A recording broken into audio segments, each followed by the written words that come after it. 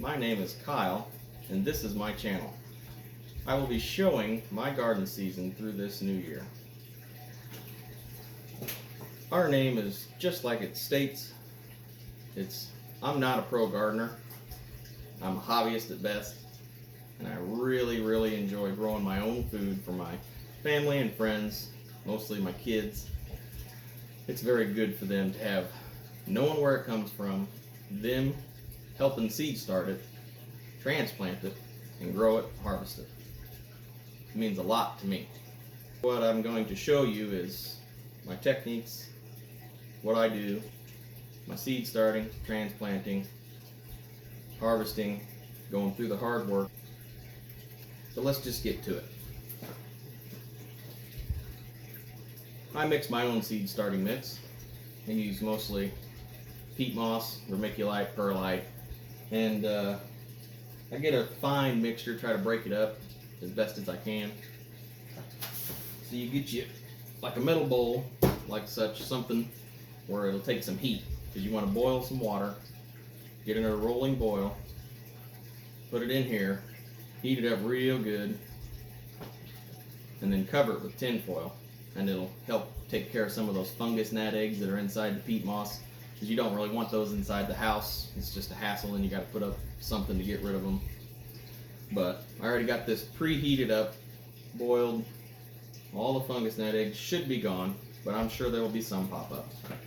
We're going to fill this tray with the seeds that I got. Some of these are from last year. They did very well, and I had some seeds left over, so I'm going to see if they come up. Most of these are from Haas. I really have had pretty good luck with their germination rates. I'm very satisfied with them. Last year I didn't get to grow any bunching onions, but this year I'm definitely going to try some. I got some from Haas and some from Johnny Seeds. I have high hopes for all these. Me and the family, we love lots of onions. Alright, let's get started here.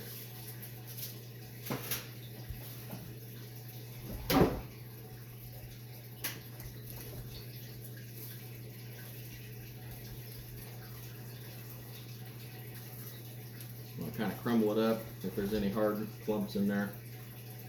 Get it all as fine as you can. Spread it out, mix it around. Try to fill every cell the best you can.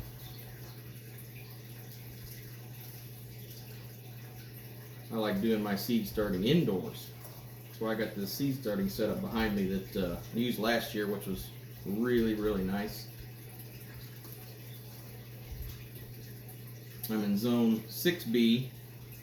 Starting my onions just a hair early, but that's okay. I'll be growing them inside. Usually takes about 7 days for my room temperature to get them germinated. Usually around 70 in here.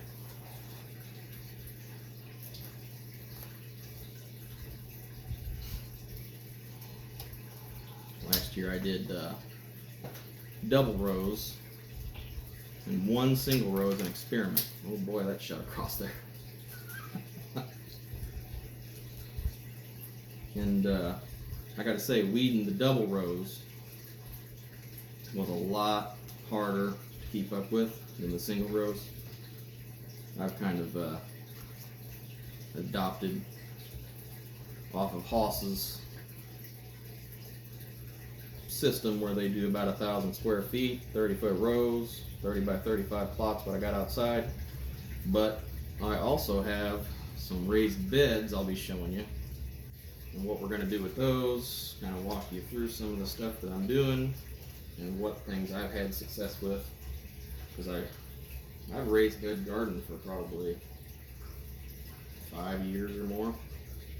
And I finally, a couple years ago, I decided to try their Haas's pretty much system that they had going with the 1,000 square foot beds, and I had really good success with that. And this is my 3rd year doing it, and I've taken a liking to the in-ground gardening better than the raised bed gardening, but they both have their advantages, that's for sure. Most of my stuff that I get to mix this with is usually from the big box stores. The perlite I usually get online, shipped to the house, which is very nice. You can get it in bulk. Try to get the fine mixture if you can.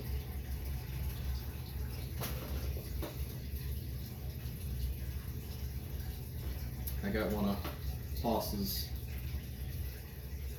seed cell trays down here. I've made the investment to get these trays because I usually grow quite a bit of onions. And I've had really good, I really like these trays. But most people can't make the investment for these or don't want to. So I got something after this to kind of show you a different option you can do for starting some of your onions. It really won't break the bank. It's pretty cheap.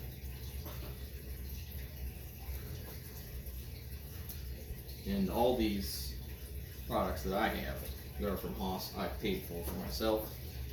I bought all this stuff myself, so there's no well,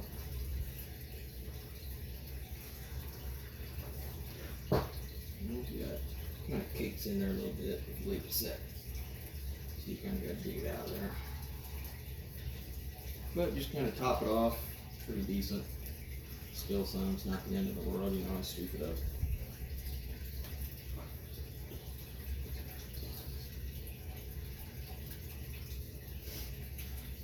I'm really excited about these Warrior bunching onions. They look pretty good.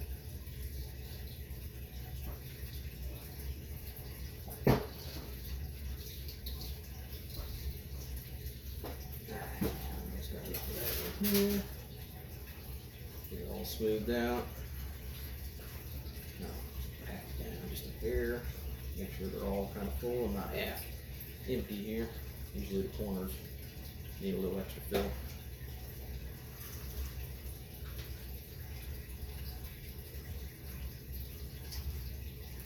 Wipe off the excess. And I'm making a mess in here. But, like I was saying, all of these are just my preferences, my experiences. By no means do you have to do any of the things that I do. I'm just here to show you throughout my gardening season. Hope you enjoy it. Really don't have to be that deep. They're like 1/4 inch deep or so. You just barely want to press in. The deeper you get, the harder it's going to be for them to germinate. It'll just take longer. They won't all germinate at the same time.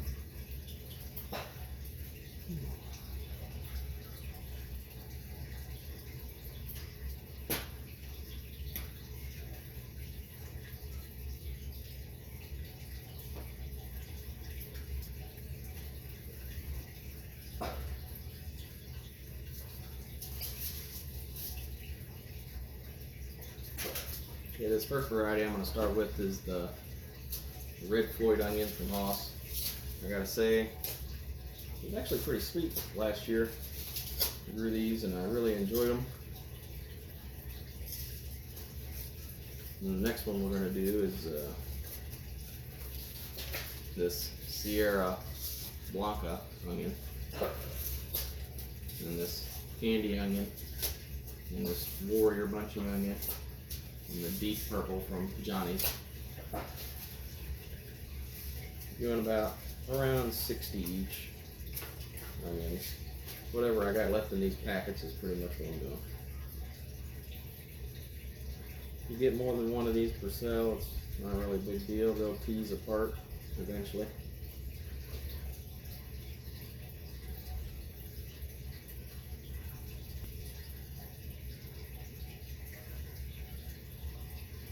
Like I said, these 3 Bolden onions are older seeds, and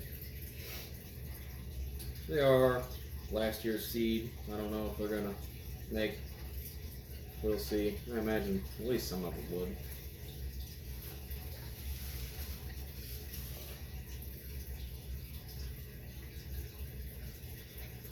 doing all these on single rows this year, which would be a lot nicer. Wouldn't be quite as much to go through. That's one of the things that you need to watch out for is when you're doing your garden. Don't overwhelm yourself. Only do what you can take care of and what you think you're going to need. Don't just plant, plant, plant.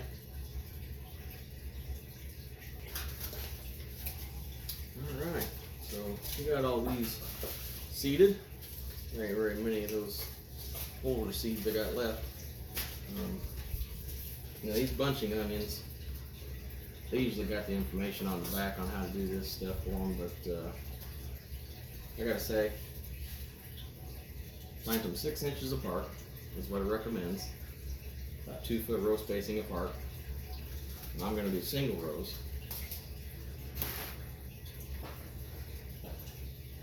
Now, they all are filled. Just double check.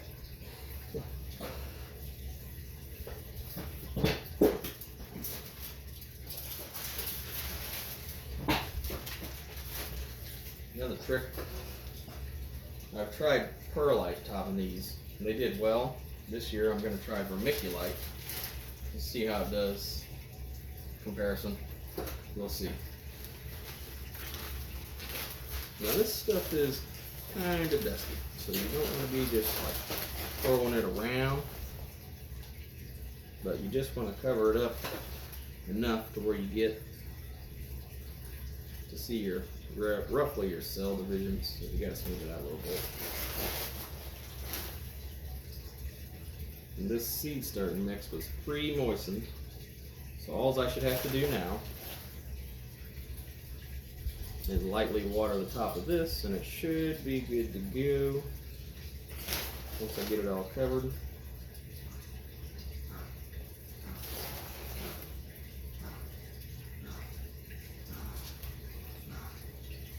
I like to flatten it out and get them all full up. I've been waiting for this seed starting season for a while. This is one of my favorite parts. I love seeing these little plants grow.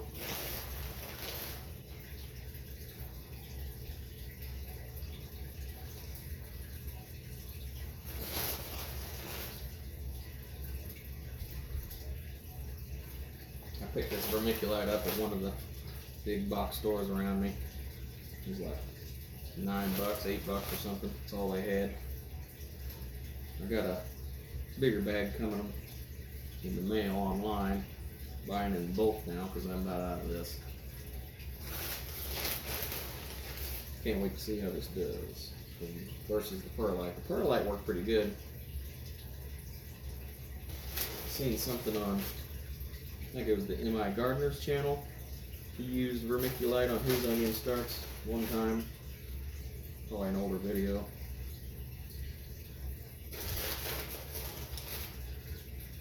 Seems like a lot of onions, but I like to have extra transplants. Sometimes the rabbits get in there. Sometimes deer get in there. Something usually happens. It's nice to have that extra backup, which is what I'm going to show you at the end of this video with the cheaper solution in case you don't want to make this investment just yet. I have another option for you, which isn't too bad. I about got them topped off. Just kind of give them a little pat down, and then we'll water them in with a little spray nozzle I got. Not one of them little handheld squirt bottles. I tried those. One of the bigger ones are a lot faster. Saves you a little time. I usually get up and water these in the morning if they need it. I probably won't put any light on them on the rack for a day or two. Just use one of these. It's a lot faster. Just make sure you don't spray too hard and blow your mix everywhere. You'll have an even bigger mess. Just kind of lightly mist it at first, just to get it wet, and then it'll kind of stay in its place. You kind of wave it around, drench it down, mist it in there, Really want to water them good. Moisture is very key to getting these to germinate pretty good initially.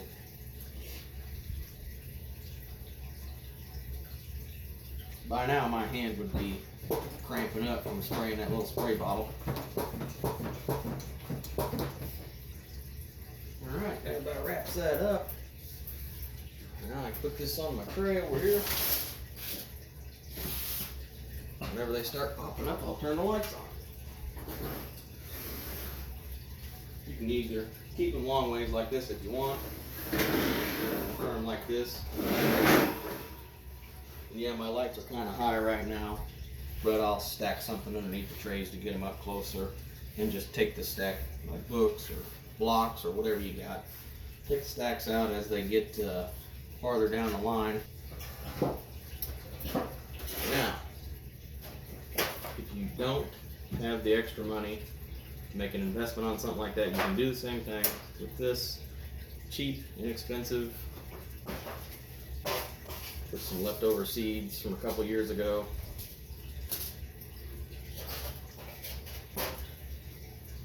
Take your seed starting mix.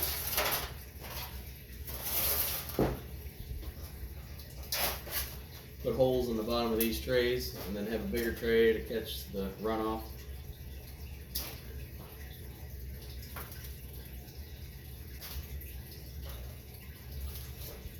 If you wanted to, you could even fill this giant lasagna style pan full of dirt instead of using these.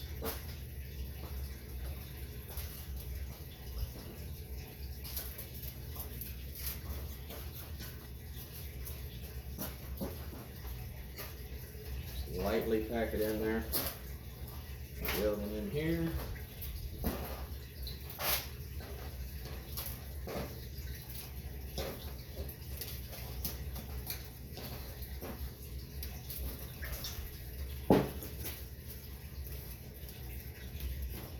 Same seed starting mix from earlier, pre-moistened already. I don't like to get it so wet that it sticks to your hands real bad because it makes it kind of a pain to put in here, but you get it just damp.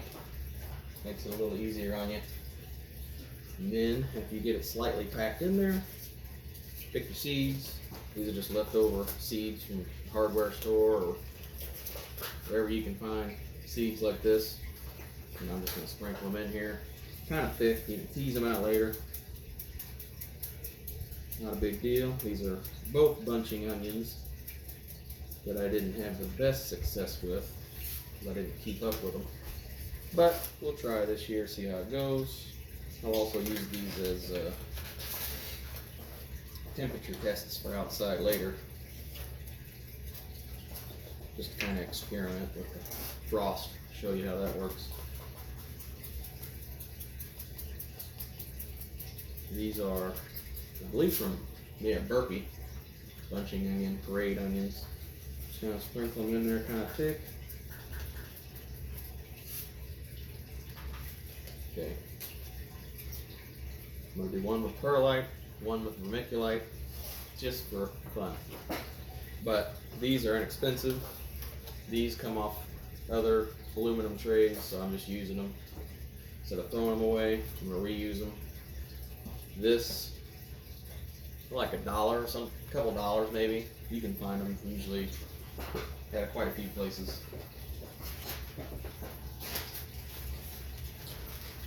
I'll do this first one with vermiculite.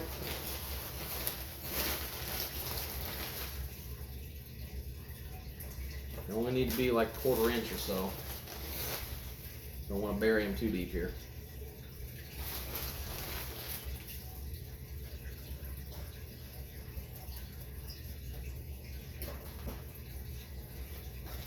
That's not so bad. Perlite gets kind of dusty too, so you kind of got to be careful with it. Spin this around here. So you get this fine mixture. It's usually not so bad.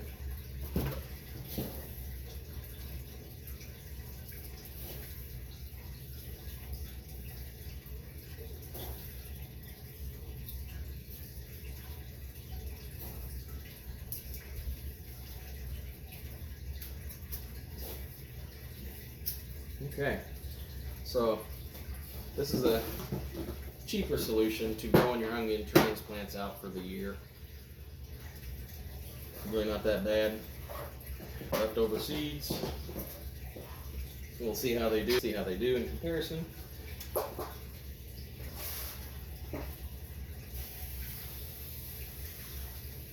Blow it too far away, you're going to blow your top away.